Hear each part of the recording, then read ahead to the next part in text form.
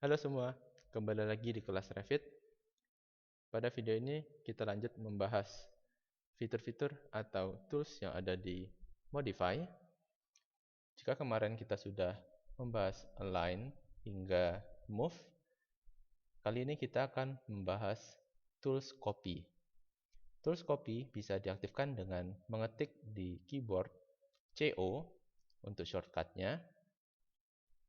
Sebelum mengaktifkan tools, kita pilih terlebih dahulu objek yang mau kita copy.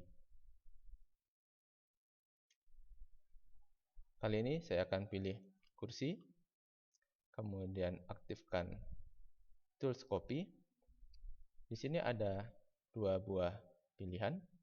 Yang pertama ada constraint, kemudian multiple. Untuk disjoint posisinya dia tidak aktif.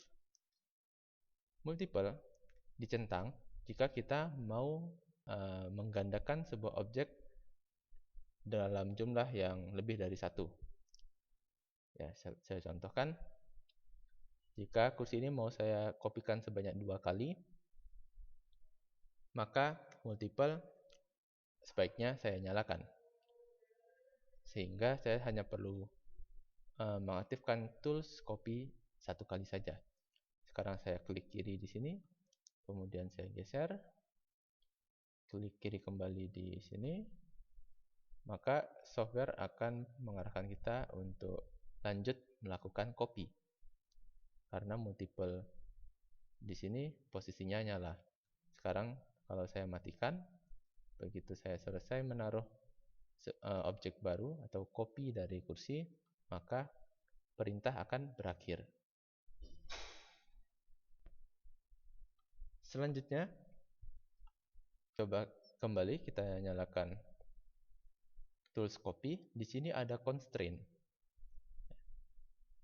Ketika constraint aktif, maka pergerakan copy atau pergerakan kita untuk membuat duplikasi dari objek itu terbatas di 4 arah mata angin: utara, selatan, barat, dan timur. Sekarang saya contohkan dulu posisi constraint mati. Nanti akan kita bandingkan. Ketika constraint mati, maka kursor bisa bergerak ke segala arah. Kursi bisa saya letakkan di sini, bisa saya letakkan di sini, bisa saya letakkan di sini. Begitu constraint saya nyalakan, maka arah pergerakan kursor terbatas, hanya ke atas, ke bawah, ke kanan, dan ke kiri. Ini bisa kita nyalakan ketika kita mau mengcopy sebuah objek secara mendatar atau secara vertikal, supaya pengkopiannya atau menduplikasinya itu rapi, ya, tidak bergeser ke kanan ke kiri.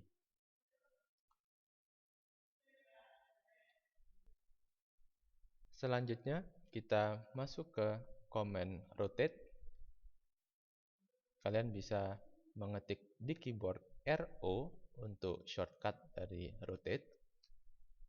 Cara untuk menggunakan tools ini, kita pilih terlebih dahulu objek yang mau kita rotate atau mau kita putar.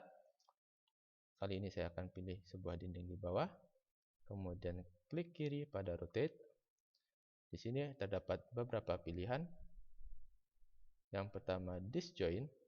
Disjoint ini berguna untuk memisahkan objek dinding yang kita pilih terhadap dinding di sekelilingnya. Pada posisi sekarang, dinding yang di bawah ini sedang terjoin atau menjadi satu kesatuan dengan dinding yang di sebelah kanan sama dinding yang di sebelah kiri. Jika kita tidak mengaktifkan disjoint, tetapi langsung kita putar dengan cara klik kiri terlebih dahulu di sini, kemudian kita putar 90 derajat, lalu klik kiri, maka akan muncul error.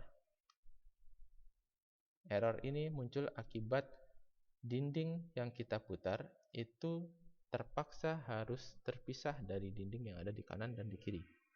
Agar error ini tidak muncul, maka langkahnya adalah kita klik dinding, aktifkan tools rotate, centang disjoint agar dinding nantinya akan terpisah dari dinding yang di kanan dan di kiri.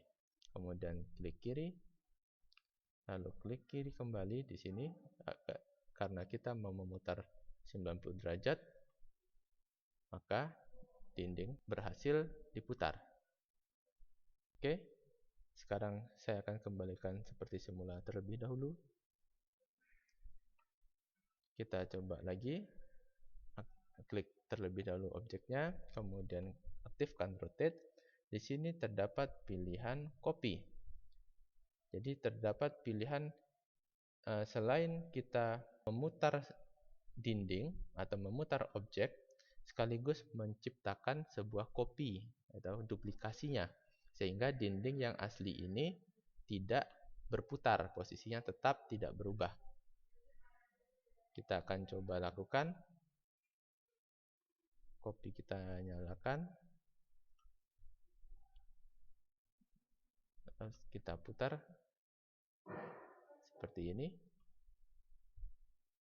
maka terbentuk sebuah dinding baru di sini. Dengan dinding yang lama masih tetap ada. Saya akan kembalikan seperti semula. Kita coba lagi, klik kiri di rotate. Untuk center of rotation, jika kita tidak mengklik place, dia akan langsung tergenerate atau ditentukan oleh software. Tapi kalau kita mau titik putarnya bukan di sini, maka place ini kita klik.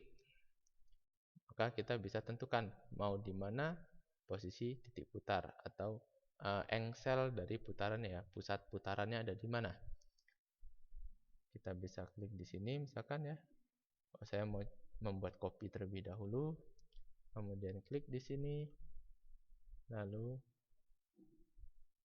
saya berputar 90 derajat, lalu di oke, diklik kiri lagi ya untuk mengokekan, maka arah rotasinya tidak lagi di pusat sini tetapi di sini.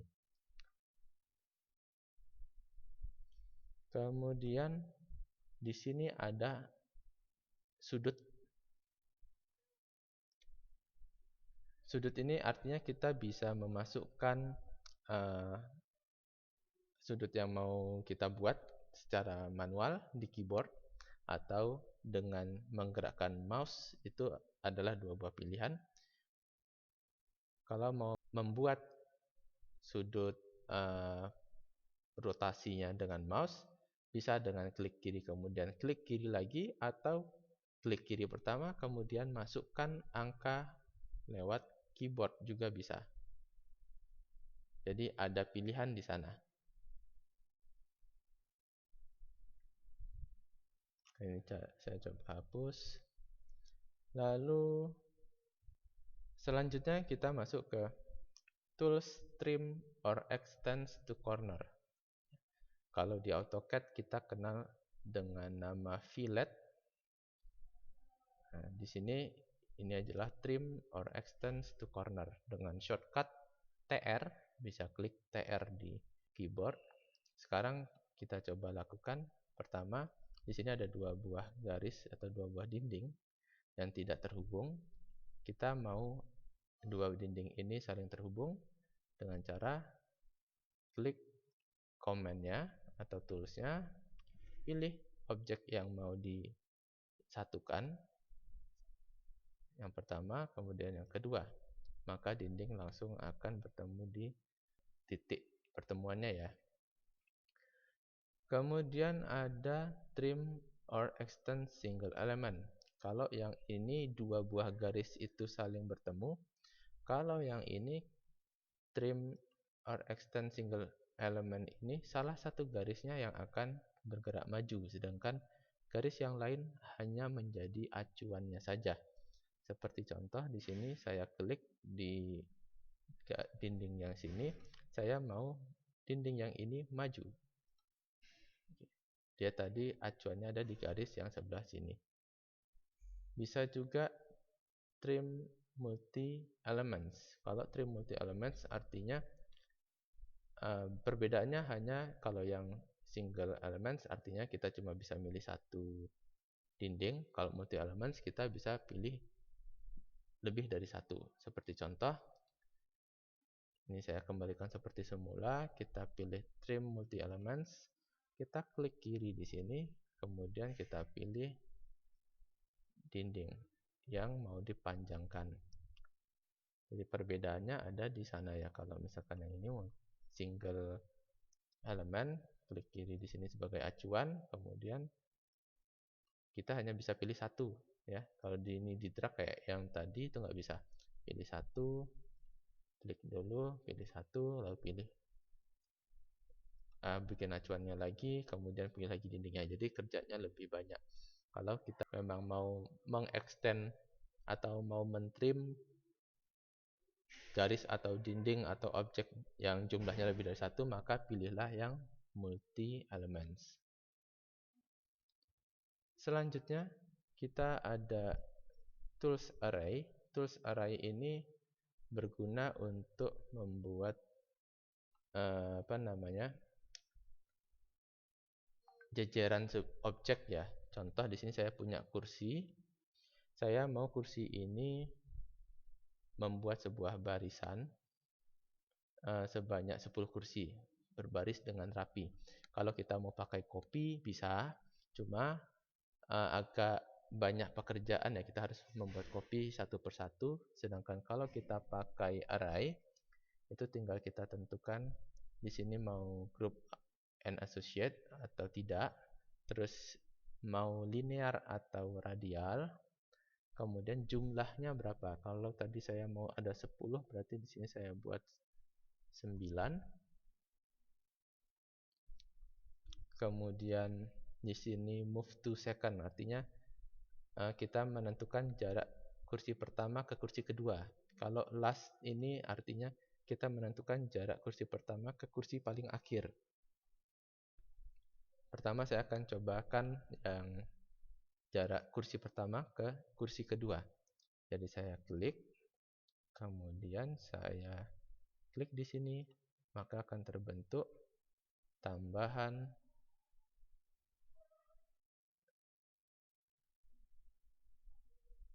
8 ya. Oh, totalnya jadi 9. Jadi kalau saya mau 10, harusnya tadi saya memasukkan angka 10. Di sini bisa kita ganti, jadikan 10, maka akan terbentuk 10 kursi.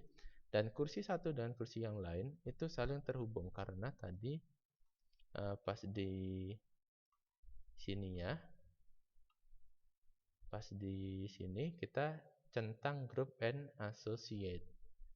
Kalau kita tidak mau antar kursi itu terhubung, maka group and associate ini harus kita tidak centang terlebih dahulu. Kemudian saya mau sekarang coba pakai yang last ya. Yang last ini saya mau punya 5 deret ke bawah. Saya ketik 5. Kemudian saya coba pakai yang last. Jadi di sini saya tentukan titik pertama, kemudian posisi kursi paling akhir. Kursi paling akhir saya mau di sini posisinya. Tinggal diklik kiri, maka di sini langsung terbentuk deretan kursi ya. Jadi itu perbedaannya the last sama yang second. Lalu kalau kita lihat ini jadinya grup ya. Kita tidak bisa menghapus salah satu. Misalkan saya pengen menghapus kursi yang ini saja, tidak bisa. Karena kursinya ini saling terikat. Jadi kalau mau tidak terikat, ya tadi di sininya, di group and associate-nya di uncentang dulu, jangan dicentang. Oke, selanjutnya terkait skala. Jadi di Revit juga ada skala. Misalkan ini ada sebuah dinding yang mau kita skalakan, ruangannya mau diperbesar 2 kali lipat, misalkan seperti itu ya. Nah, ini ada dua pilihan, mau pakai numerical, artinya kita masukkan angkanya di sini, mau diperbesar 2 kali lipat, 3 kali lipat, atau seterusnya, atau graphical. Kalau graphical berarti kalau di AutoCAD seperti scale reference. Dia diperbesar sesuai dengan arah kursor. Kursornya mau sebesar apa? Contoh ya, saya klik kiri di sini, saya klik kiri lagi di sini, lalu kita bisa tentukan sendiri mau diperbesar sebesar apa nih, sejauh mana. Itu untuk graphical. Kalau numerical ya kita langsung masukkan nilainya saja.